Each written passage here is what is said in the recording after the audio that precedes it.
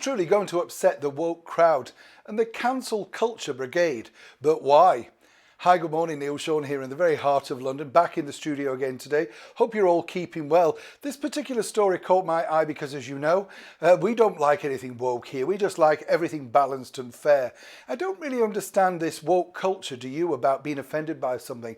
I always look at it like this, and tell me if I'm being old-fashioned, but do you remember when you were younger and if your mum put down vegetables or something like green beans and you didn't like them, you didn't say, oh, I'm going to cancel those, they offend me. You just, you just tried to not get round to eating them, didn't you? You thought, well, I don't like them, I don't want them, and I don't want to see them again.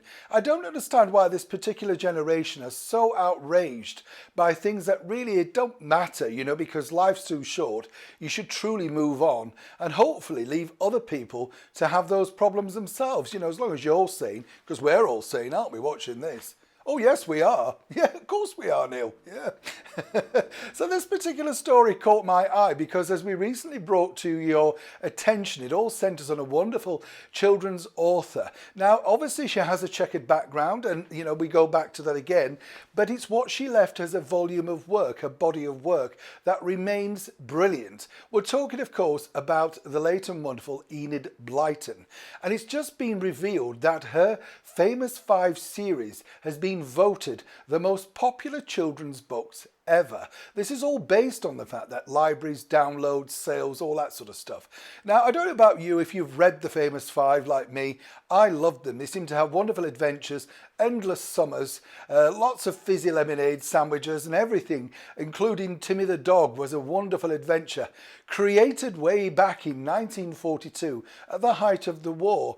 And it's been said that Enid created them because she knew that children were fed up with war and she wanted some escape. So by having those adventures in, you know, coastal towns, they could literally enjoy something of an imagination escape. Very clever. She went on to have mega success with so many other things.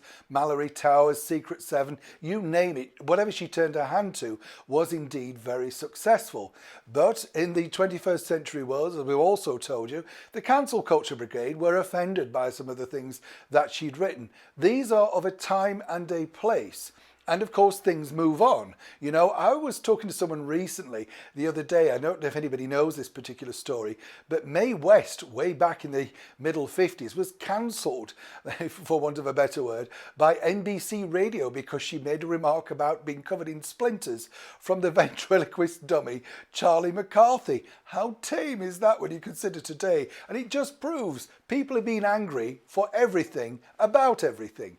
But back to Enid Blyton. It is, of course, a wonderful news to be able to share that she has still, even in after life as it were, become the #1 children's author, the people that everybody really turn to. And the sales have particularly gone up during the pandemic when young kids like us, because we're still all young kids, right, really reached back into these nostalgic books and wanted to recreate, relive our childhood. And what better way than picking up one of the Famous Five books? Seemingly, though, I'm not the only one. As I say, they've done incredibly well on sales. And for now, however hard they may try, the woke and cancel culture brigade are finding it very difficult to remove Enid from our reading matter. Neil Sean in the very heart of London.